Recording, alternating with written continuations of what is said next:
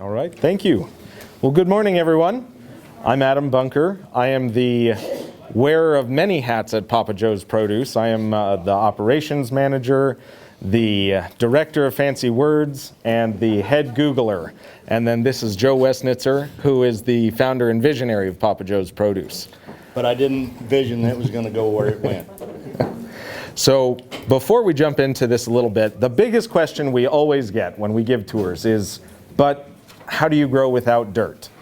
That's a great question. We're going to cover a lot of that today. But before we do that, we thought we'd give a little bit of background. So, Joe, you started Papa Joe's in 2015 as a retirement hobby. I'd helped a couple of young fellows here in town build a Connex container into a hydroponic grow system. And actually, in 2014, I believe, here at Sheridan College, we brought that Connex container out at one of these functions, and we ended up finishing that Connex container at my place, and got me really interested in growing year-round in Wyoming, but I didn't want to do it in a warehouse or something. I wanted to use as much natural sunlight and stuff as I could. So my mom had passed away at that time and left me enough money to build my first greenhouse, and I was still employed in my career job, and I was managing about 200 heads of lettuce a week, pretty much by myself. And then in 2019? Yep, 2019. I'd been contacted from School District 2 to provide lettuce to a couple of elementary schools, and I didn't have the facility to do that in, so I asked my son-in-law to come join Papa Joe's, that there could be a possibility of having a career as a produce producer in northern Wyoming, and he agreed. Yeah. So him and I built a second greenhouse just for School District 2, and COVID hit.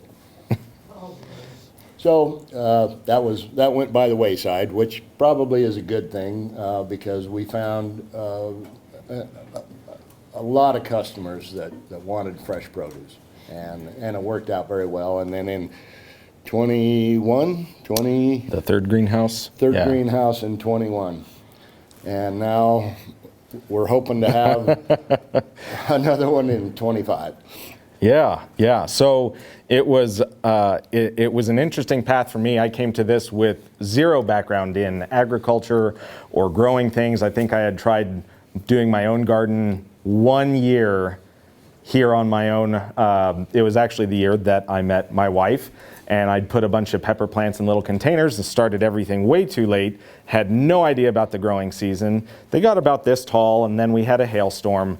And so that was enough for me, and Joe had a fantastic garden going, so I thought, if I'm gonna dabble in this, I'll do it out there. But in 2019, I was looking to make a change. I had been in marketing and web design and development and financial modeling for about 10 years, and I was just mostly tired of sitting behind a desk, but also just felt like I needed to do something different. And I thought, well, I could go back to school, I could dig into some of these other things, but what would that look like? I would go try and get another job, maybe a high-paying one, ideally, and I'd work for 20 years and then hopefully retire in 20 years. Well, what would retirement look like? Well, I'd probably buy some land and I'd grow some plants. Even though that last one didn't go very well, it was fun. So I'd do that and maybe get some livestock to take care of. And at that time, I had been working part-time with Joe, just helping out in his greenhouse. So I had a feel for it. And I thought, why wait 20 years to do that? I can do it now. I won't get rich at it, but it's pretty much just going to be like retirement for, well, I don't think I'll... For the next 40 years. For the next 40 years. And in fact, I was thinking about that the other day. I spend all day feeding plants in hydroponics. I thought, man, I don't think I'll retire. I'll probably have to work until I'm dead. Well, then they're going to put me in the ground and I'm still going to be feeding plants. I'm never getting away from this.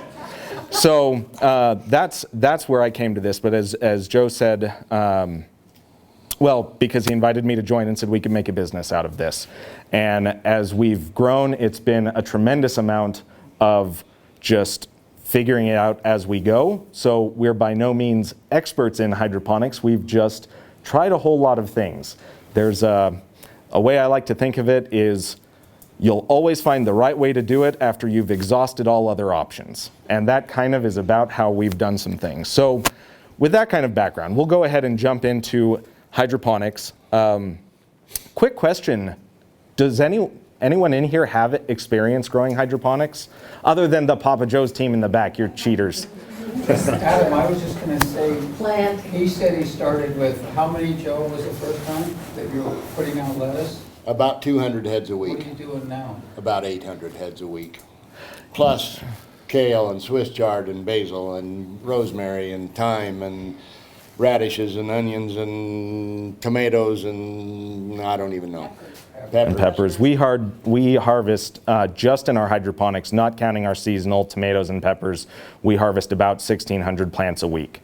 Some of those are multi-harvest crops, so we're not cutting them all off. Things like kale and Swiss chard, which are well suited to some of these hydroponic systems. We'll talk about that, but you can pick off of them and let them keep growing. And if you've got your hydroponics inside, then you get that crop all year round. We've had kale plants for up to 18 months that just kept going and going and going. They got about this tall. And the only reason we got rid of them was that's a little unwieldy when you have to, Joe's taller than I am, but that's a bit tough. And we had some tomatoes that were 2 years old and vines 40 feet long and they just get a little unmanageable. Yes. So we've decided now to replant every year on the tomatoes. Yeah. So it looks like there's a little bit of experience with hydroponics in here, but most of you are fairly new to this, which is good because we want to cover some basics. So hydroponics 101, what is it?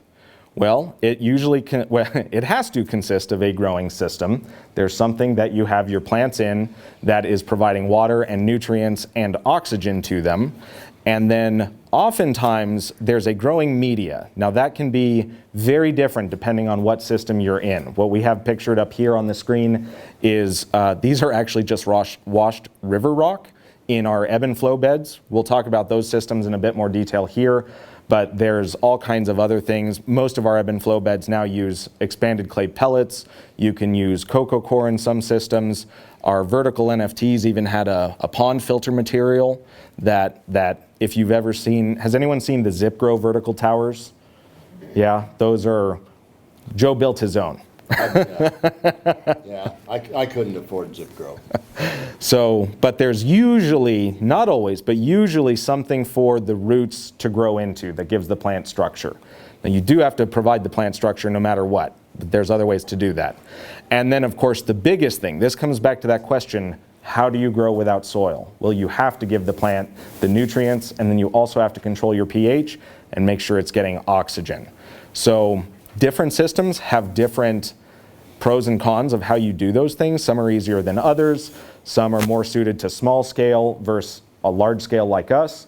And so we'll cover those in a bit more detail. Here's another way to look at it. So this is a very, very basic little hydroponic setup that you can play around with on your own. This is called a Kratky method. That's Kratky. And the idea is that you put your little plant, this is a bucket, 5-gallon buckets from Home Depot work fantastic. You cut a little hole in the top, you put your plant in there. This is usually called a net pot, but something to hold your plant in there. And you fill that bucket at the top when you start your plant, and you put some nutrients in it. We use specific hydroponic nutrients. If you're just playing around with this at home, you could even do a little bit of a Miracle Grow solution. That's going to give the plant just about everything it needs. And so in a Kratky method, there's a very basic one. There's no water circulation, there's no oxygenation. As the plant grows and uses that water, the water level drops, and you can see this air gap in here because you do have to make sure that your roots have oxygen, otherwise you will drown them. Ironically enough, you can suffocate a plant in water and then they die, and that's bad. So the other thing about a Kratky method is you do have to pick which crop you do. It works best for single harvest or short-term harvest crops, like a lettuce would be a very easy one, because you can set your nutrients once and then not have to worry about them. And you can also keep an eye on your pH.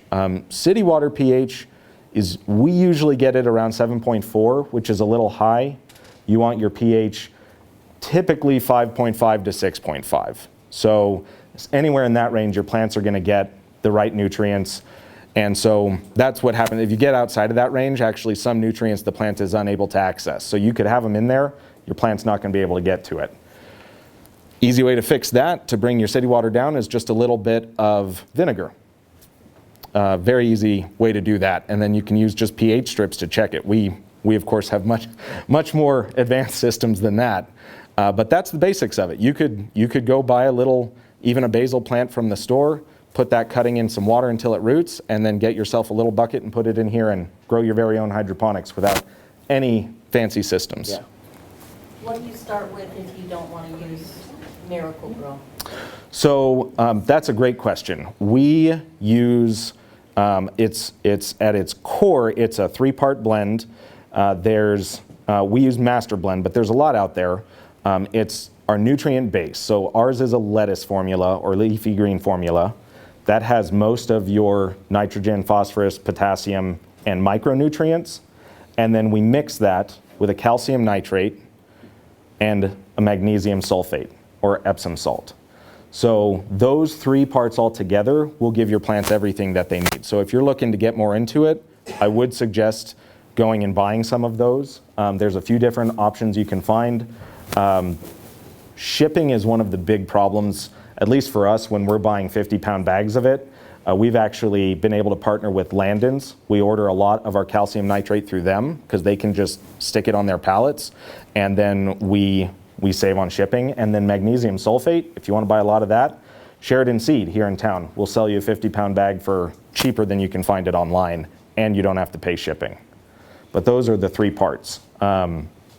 That lettuce formula, now we're starting to get into a little bit more of the advanced stuff. It is a great question, is you can also pick different formulas. So your vegetable plants are going to take a slightly different blend. You want a lower nitrogen level because you don't want them putting as much effort into growing leaves, you want fruit.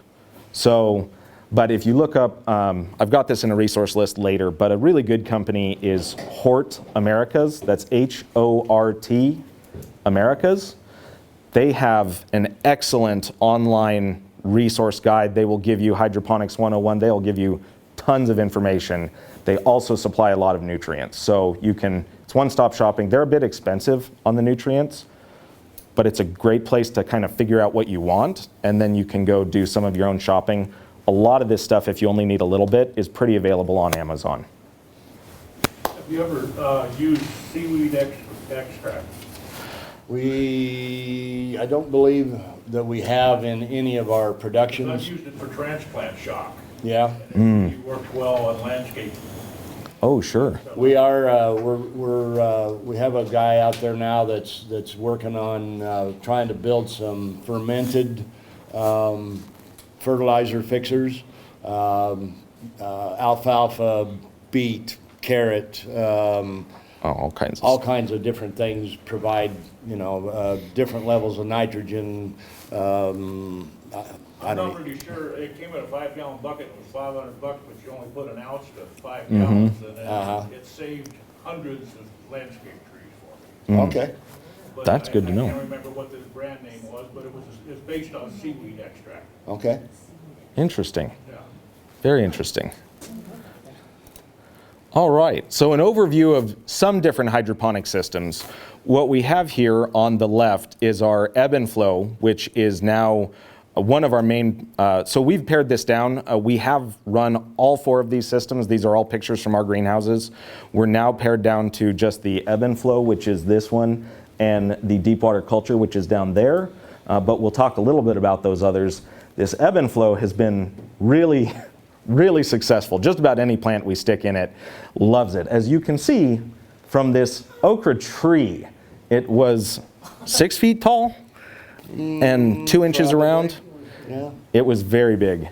It loved it in there. And And the neat thing too about those ebb and flows is if you break a branch off of a pepper tree, a pepper plant or a tomato plant or something, you can just stick that right in there and in 2 weeks it'll have roots, and you can plant it back in dirt if you want, or put it in a different type of hydroponic system. They make, what do you call, cloning. Yeah, excellent cloning beds. Yeah. So, and we will talk a little bit more about that in detail later. We'll cover what that actually, how that system works. So, but just as an overview, the next one I mentioned is the deep water culture ponds. We'll also talk about that in a lot more detail. But basically, the plants float on water. It's like if you go out to the pool on a hot sunny day and you've got your little pool floaty and you float around, they do the same thing. But instead of dipping your toes in the water, they're putting their roots in it. The one in the middle there is a vertical, technically it would be a nutrient film technique. And so that's where that type of system you'll often see also horizontal with the pipes and the plants sitting down in there. It's a NFT. Joe built it vertically, and that's what you started off with, right, Joe? That's, my first greenhouse was filled with those. I think I had 220 towers in there. And it worked great. I had butter lettuces this big in the summertime, and romaine was a little weird because it grows, you know, pretty tall and pretty heavy, and sometimes they'd kind of droop over and whatever. But inside the towers was this pond filter material that I'd gotten from, I don't remember, but I'd cut it into strips so that I could slide 2 pieces of it down inside those tubes and put my plants in that way, and it worked great. In fact, we just decommissioned our last couple of racks of that a couple of months ago, and they worked great. They just required more maintenance and more management, really, than some of these other systems. That's why we've changed over to the deep water culture and the ebb and flow beds so much, because they're very resilient and very little maintenance, and they're easy to use. they're easy to use. And we get more production out of it from a business standpoint. But from a home grower or a playing around standpoint, I'm sure you've all probably seen different vertical tubes. There's different varieties of it. They are really cool, and they take up very little space. You can have them in your kitchen if you can put light on them, and as long as you're willing to keep an eye on them and check things out, they do work really well. So The one downfall to the towers is we could only put X amount of plants in a tower, and they had to stay there until they were done. With the deep water culture, those we can transplant. We typically transplant them 4 times, from seed to a raft, into the rafts, and then we change the size of the raft spacing twice after that. Yep, and I think I have some pictures of that. We'll explain that process a little bit more. So, but we did find with those vertical ones, that's where those multi-harvest crops really do well. That's what we had the kale and the Swiss chard in. So once you have your plant established and it's in there and it's rooted and it's happy, you can just keep picking off of it. So they do work well. The last one there in the corner is a Beto bucket or a Dutch bucket system. That one is kind of like an ebb and flow, except the ebb and flow, again, we'll explain this more. You've got water constantly filling and draining. The Dutch bucket just runs on a timer, so those plants are put in perlite to give them some structure to grow in. And then on a timer, you've got a nutrient reservoir, and it just pumps a little bit into that Dutch bucket on whatever time you need for your crops. You do have to kind of tailor that to what they need, but the idea is your roots will grow down through that upper layer of perlite that never gets saturated. So it'll be moist because water is going to wick up, but that's where they're going to get their nutrient. And when they really need to, that's where they get their oxygen. And then when they really need to pull water, they're going to be down at that very low water level at the bottom. Those also just required a lot of maintenance. To be fair, we could have made some improvements to make them better, but it seemed like the little feed lines, if you just looked at them wrong, they'd pop out of the bucket, and then you walk in the next morning and you've dumped 40 gallons of nutrient all across the floor. Yeah. And then you've got to refill it and rebalance it, but they did work well. You can see we had some hydroponic tomatoes going in them the first year we ran them, and that was cool. It was very neat, and we did find a way to make those hydroponic tomatoes taste like tomatoes. Yes. So we had to stress the plants at different intervals to get the sugars to come up to the fruit. And to my knowledge, I think the flavor of the hydroponic versus the soil tomatoes were virtually the same. Yeah, I will touch on that a little bit because that was, you can tell a lot of our stuff has been do it yourself and learn as you go. And so when we built our third greenhouse, we approached it as a research and development greenhouse for ourselves. We wanted to do a trial of soil grown versus hydroponically grown tomatoes and peppers, both how the plants grew, how we could manage them, but the taste, like Joe's talking about. We sell local produce at a premium. We want to make sure that we're providing a product that is worth that. So when we first started the tomatoes at the recommended nutrient levels, they grew fantastically. There was very little flavor to the tomatoes. It's the standard, you buy it in the grocery store, and that's why everyone thinks hydroponics is bad for plants, bad for flavor. But as Joe said, we had to do some digging into it and artificially stress the plants, because for those of you who grow tomatoes outside, you know, they kind of like a little bit of stress. They like some of that cyclic drought stress, and that helps them, well, they taste better. So how do you stress a plant when it's in water all the time? Yeah. Yeah. How did you stress it? Just turn the water off? No, we actually pushed the nutrients much higher than they normally would be, than the kind of what the plant needed to grow. And so by pushing them to a much higher level, you reach a point at which some of the nutrients compete with each other for uptake, and that makes the plant, you're artificially inducing a stress on it. You could also do it by just adding some salt to your water, but in general we try and avoid that because that causes other issues. Much easier to just rebalance your nutrients. So that's what we had to do. And that's why in the ones in the grocery store, those companies are never going to do that because that's a higher input cost. They're not going to give that plant any more food than the bare minimum to deliver on their volume contracts. So in our case, we pushed a lot more nutrient. That raises the cost, but we got the flavor there.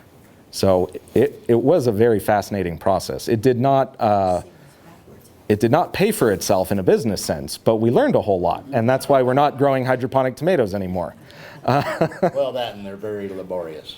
Yeah, Joe spends about 8 hours a week trimming tomatoes, because we pick indeterminate varieties, and we prune them to just a single vine so that we can keep them going. We let them get tall, drop them down, slide them over, but that means someone's got to be out there 3 or 4 times a week clipping off all of the little side shoots. Yeah. So, all right, having done our kind of general overview of some different hydroponic systems, that was by no means an exhaustive list of all the different methods out there, but we'll dive a little bit more into our main growing system. So deep water culture, this is one of our greenhouses at night when we're running our grow lights. So as I mentioned, these plants float around in these nutrient-rich ponds. It allows a very high efficiency of plant spacing. You can see on the center line there, we have little baby plants. They're planted 72 plants per raft. And so they're about 2 weeks old when we put them in there. That lets them grow up. They've got, probably about 4 inches of growing space before they start bumping into each other.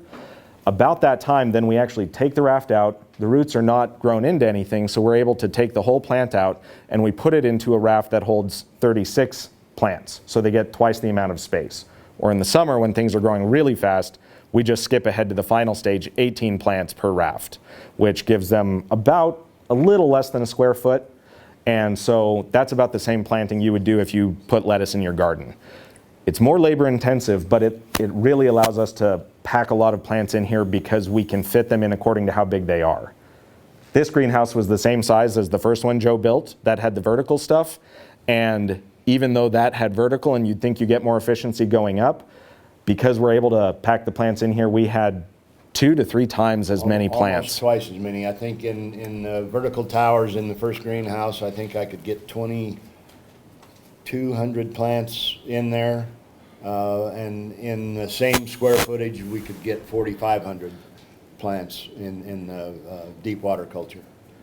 Yeah, so a couple of unique things to this. This one you can do a small scale of, and we've got some pictures of that. We tried it before we dove in head first. No pond jokes intended. as I mentioned, this is high efficiency. One of the things with this system is it does require oxygenation.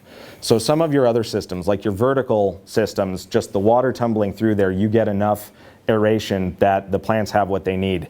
In this case, with that water just being flat all the time, we do have to run supplemental air pumps. And that's been a unique challenge that we realized we'd undersized. It's pretty difficult to get information on how you should size your air pumps to a system like this. So we kind of just went with, we'll start somewhere and figure it out. And realized, I'll circle back to this at the end if there's time after questions, because I don't want to rob time for questions.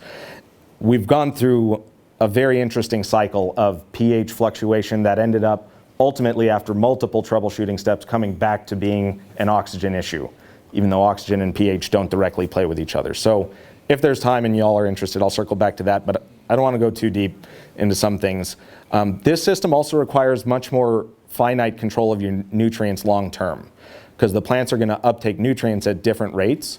So some of your other systems, especially if you're doing a little hobby system, you don't have this problem. You just periodically, every couple weeks, you just flush your system and you add your nutrients back and you put everything back in balance where it should be. These ponds here that you're looking at are about 3,800 gallons of water.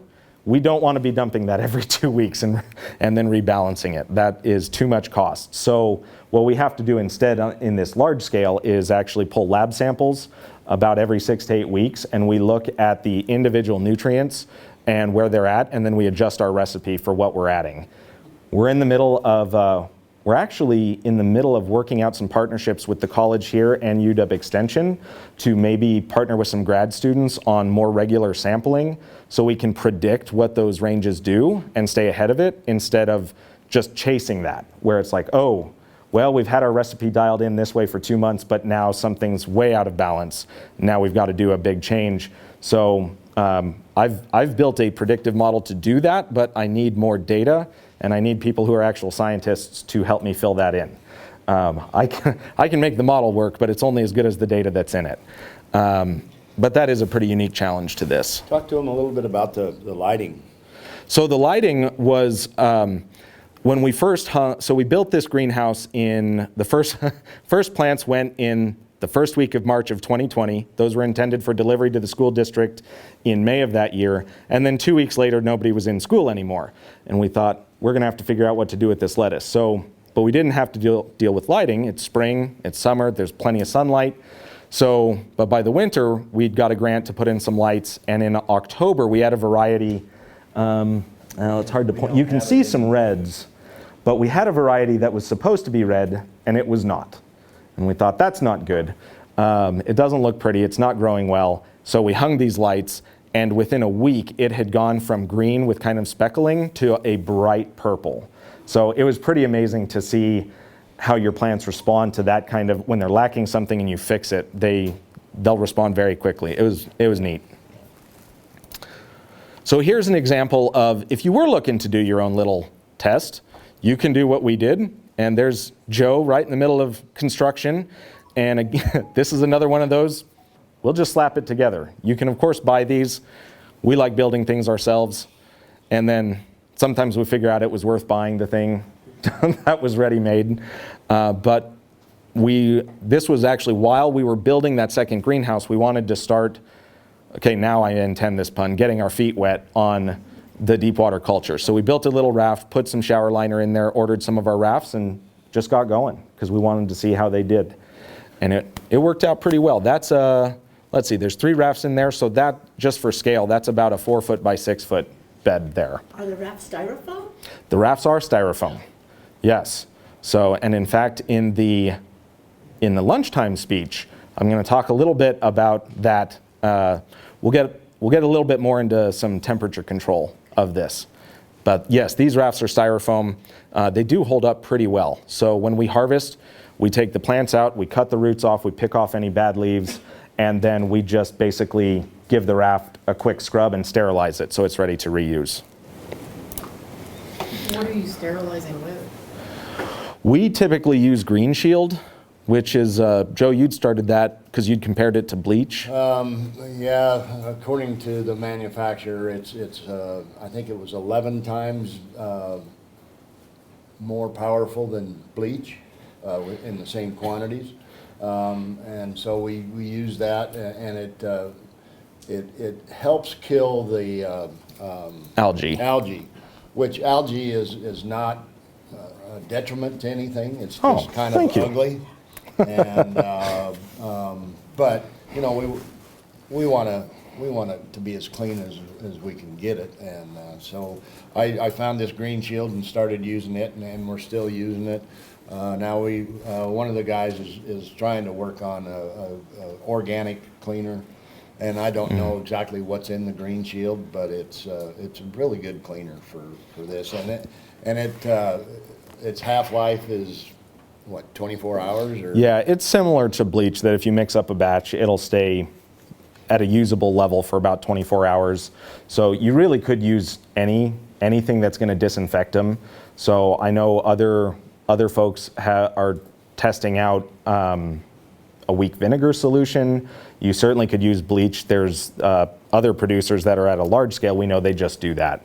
But really the main thing is you want to go ahead and just sterilize that raft. So if you have any pathogens, anything that's left over, you're not infecting your new crop. And our very own Vanna White, or Kathy Waugh, reminded me that we brought an example here. So this is a short piece of one of those rafts that's there. So this is one of our 72 count rafts.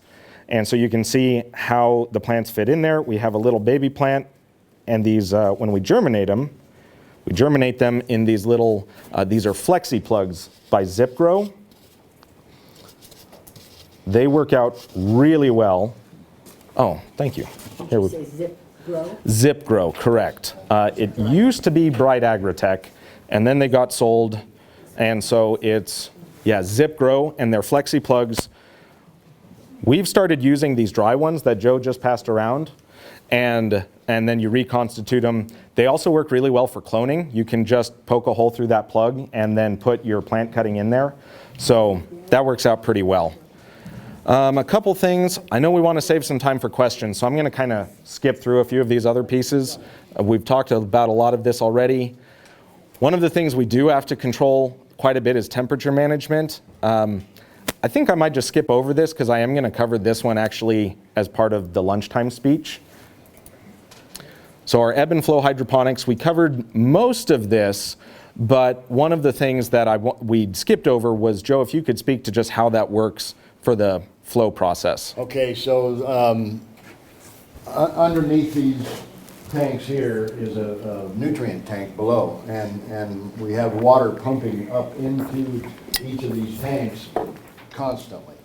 And then there's what's called a bell siphon in each one of the tanks, that once the water level gets to the right level, it all siphons out back to the nutrient tank.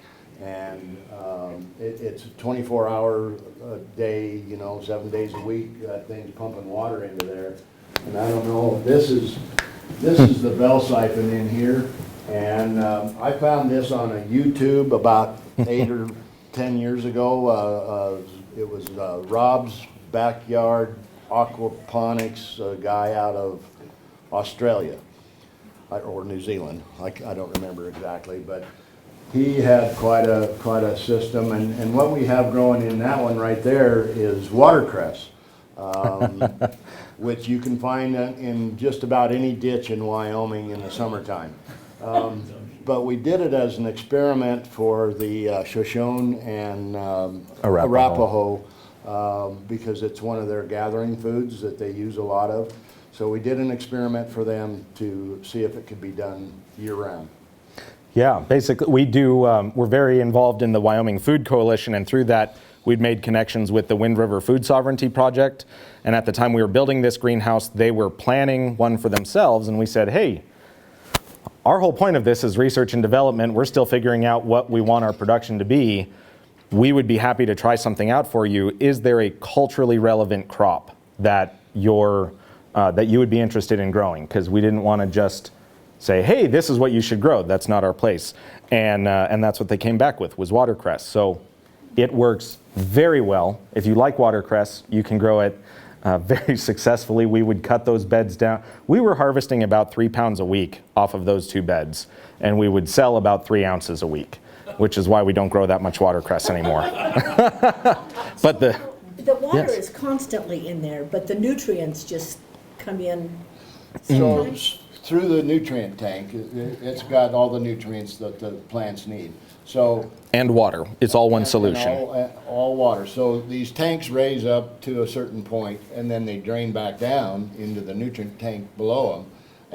And when it drains out, the water splashing into the nutrient tank, plus the evacuation of water, brings all the oxygen to the roots that they need. So How there's long between the time it fills up again? Are the roots It's just hanging about- there naked for a while? it's about 20 minutes. Okay. So they're so- not drying out in there? No. And we didn't bring a sample of the clay pellets, but we have a little demonstration Yeah, out in the hall.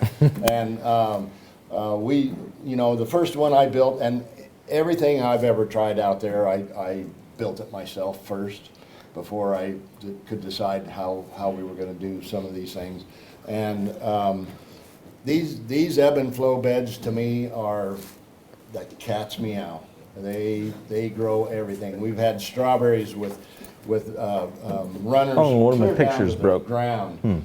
We stuck okra in there. We've had pepper plants in there, Swiss chard, radishes. Adam he threw a few radish seeds in there last summer, and we were picking, I'm not kidding, red radishes this big around that were just as crisp and juicy and tasty as you could believe. So do you think that the key to that is that oxygenation? Yes.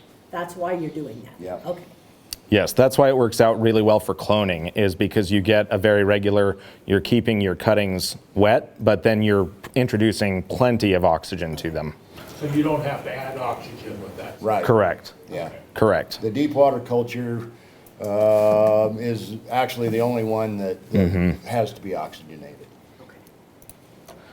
So I know we have just a couple minutes here. We'll cut through this real quick. Hydroponic overview, some pros. You get very consistent growth with hydroponics compared to in soil because you have much more direct control over what your plant's getting. You can make sure it's always getting the right nutrients and it's in the right pH. You do have some reduced pest issues because you don't have to worry about soil-borne pests. Anything that's eating there are some that can get into hydroponics, but if you're clean with it, you don't have to worry about things eating your roots. And then typically you're growing hydroponics inside, so you have reduced climate stress. If it hails out there and you've got your little hydroponic system in here, that doesn't matter anymore. And you can control your nutrient levels per crop. That goes back to your question of what do you get? It depends on what you're growing, so you can really tailor what you're doing. Cons, it does take time and effort to manage systems, but then again, if you're growing outside, weeding is always a chore. It requires a controlled growing space. You could do hydroponics outside in just the summer if you wanted to, but typically if you're wanting to do that, if it's going to freeze, you have to be inside. You do have to worry about supply chain consistency. That was an issue we had as we were growing, was we got to a point that some of our nutrient suppliers would run out of stock. Of course, this was all during COVID, so we reached a point that we went all the way back to the main manufacturer and ordered some of our nutrients by the pallet. But it can be an issue. Small scale, probably not so much. And then setup cost. Whether you build it yourself or buy something, you've got additional cost over just putting a seed in the ground. Can I add one of the pros and cons? When I started this in the first greenhouse, I was using well water as my media or for the nutrients. And it was, there's so much salts and stuff in the well water that it became an issue in my drip irrigation kind of stuff, Yeah. clogging up and scaling up. And when Adam came to work for me, he said, I'd like to try using city water. And I said, I don't want to pay for city water. I've got perfectly good water out here, which had a pH of about 8.2. And city water was about, at that time, was about 7.1 or 2. And so trying to reduce that pH was a lot easier with city water. And within about 2 or 3 weeks, all of the scaling in all of my PVC had quit and flushed out of the system. So city water versus well water, we've found to be Yeah. very advantageous. Yes, and one of the pros of hydroponics, it's actually much more water efficient than in-soil growing. All of our big ponds, we only go through about 400 gallons a week because we keep them covered to reduce extra evaporation, so it's really only what the plants use. So I'd advance this because Joe touched on one of the things under which system is best, that's water supply. But if you're looking at what do you want to do with hydroponics, a lot of it is space and what you want it for. Are you growing for just yourself in your kitchen so you can have fresh herbs, or are you wanting to practice doing a little bit of a bigger system and take crops to market? That's how Joe started. So those are things to consider. The time commitment, as I mentioned, some systems have different requirements. And keep in mind, this is all a primer. You are all very welcome to reach out to us if you're interested in going into this. We love working with people, so we are more than happy to share our expertise, what little there is, with you. And thankfully, we're getting a lot of help now from the college. Yeah, it's growing into a great partnership here. So I think I touched on season selection and crop selection leads to lighting and power. So things like if you're going to do lettuce, that's a pretty short turnaround and you just want something that's easy to grow. Lettuce doesn't have the light requirements that peppers and tomatoes and fruiting plants will. So if you're looking for something that's just really easy, lettuce is a great place to start, and basil.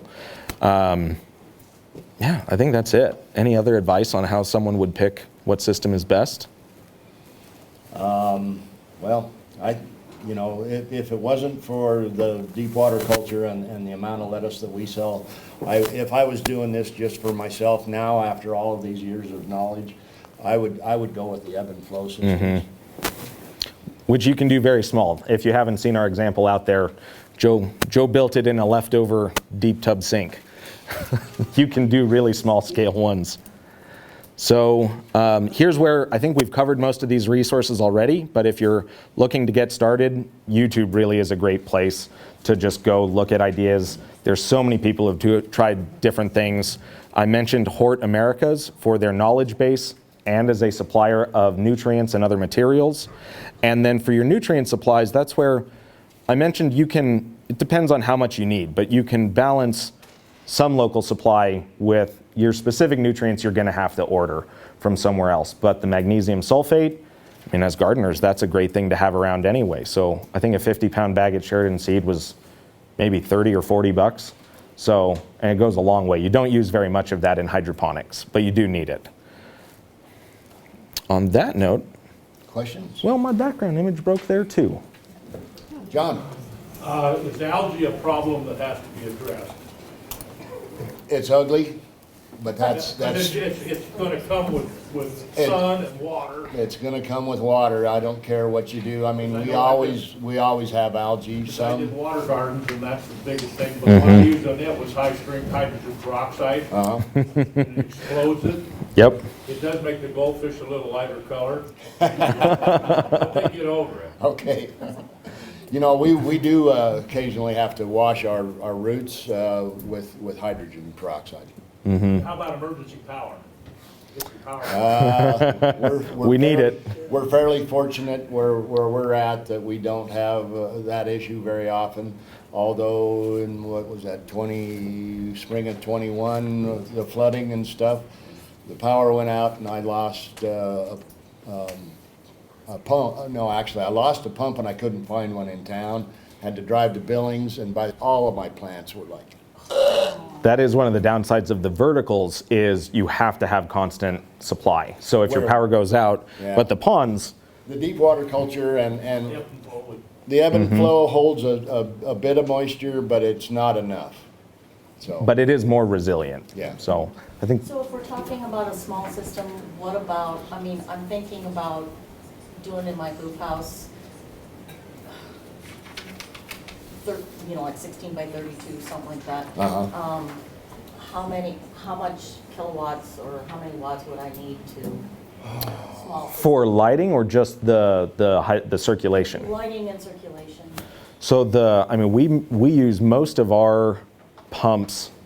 So a single ebb and flow system, one of those pumps, I think is only about 0.7 or 0.8 amps.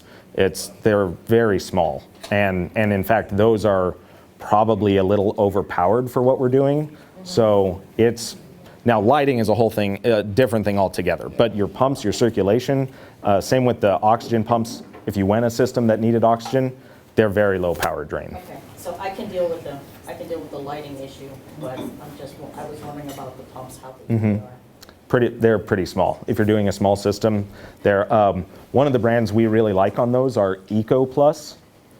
Eco Plus? Eco Plus, and they're worth shopping around because a lot of times there's huge price variation. I've seen the same pump somewhere listed for $200 and somewhere else listed for $100. So it's worth shopping around, and it's a pretty good brand. We've had quite a bit of success with that when we took care of them the right way. Right. Adam, why don't you tell them what we use for the ebb and flow beds, what that's the actual... Oh, so we... Can you repeat the question? So the question was, in the ebb and flow bed, what is that growing media that we're using? It's an expanded clay pellet. There's a couple different brands of it. The one that we'd used in our first couple beds that was fine was a Hydroton. And then we bought a huge run of it when we decided to switch into these, to expand our production into ebb and flows. And we did run into some significant pH issues with it. Personally, I think it was a bad batch. The company disagrees, but we'd had others that we didn't have an issue with. That's something they're really good when they work right.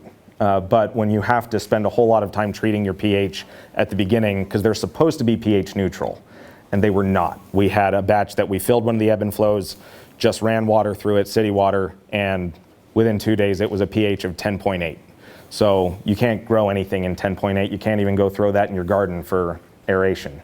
So we have switched to a Root Royale, is a different brand of the clay pellets that seems to be working out much better on this last run. But pH is a very key thing that you have to keep your pH around 6. Yep. And as you do shopping, you'll see all kinds of products for pH down, pH up. Your pH down, vinegar would be fine if it's a small solution. You don't have to buy a fancy product. pH up, if you're doing a small system, you can use baking soda. The problem with baking soda is it's a sodium bicarbonate. So you're going to be adding sodium to your system, which is not good for plants. If you're regularly flushing it, it's probably fine. But it's better to just try and bring your pH down where you want it and then not have to raise it back up. There's a... Yeah, you're talking about pHs in your city water. What if city water is not available? Is there a filter system that you can get your pH lowered with? To control your pH, not necessarily, but if you're on well water, you may want to consider a reverse osmosis system. One of the problems we had with our well water was high sodium. So, but once you pull all of that out, you're gonna remove a lot of the pH buffering in there, the alkalinity. It will be much easier to then lower your pH with minimal effort. So, all right, I think we're down to just about the last one, maybe 2 questions. Can you just use Oh. spa, like hot tub pH adjusting things? Sure. I mean, Would that work? I don't know why not. I mean, on a small scale. if you just Small got a scale small vinegar. Vinegar as a pH Yeah. down and baking soda as a pH up. Yeah, okay. The one thing I would say to look at is just the ingredients and keep Yeah. that in mind on your nutrients, because depending on what you use, it's actually it may add some of the Something else. nutrients that you need. Okay. And then you may not want to add more of the other stuff. We missed this. The main thing you need to do to follow your nutrients is EC is the measurement. It's electroconductivity. There are meters out there. Also, it's worth investing in a little EC meter. That tells you your overall nutrient level that's in your water and whether it's at the right level. It doesn't tell you the breakdown of what's what, but it'll tell you your overall solution. John, did think- you have And another? that's what I was wanting to ask. Okay. How you're gonna, because you don't use the strips like for pH or anything, you've got a regular machine. Yeah. Yes. Yeah, All right. and actually we recently invested in a dissolved oxygen meter And that was one of the things that a couple years ago, we had Sheridan College out, and they brought their DO meter out and tested The verticals. The verticals, and it was very, very good. And the ponds weren't as good. Right. All right. Well, I think that is all the time we have. So thank you all for your attention today. If you have further questions, feel free to chase us down. All of our info's up there.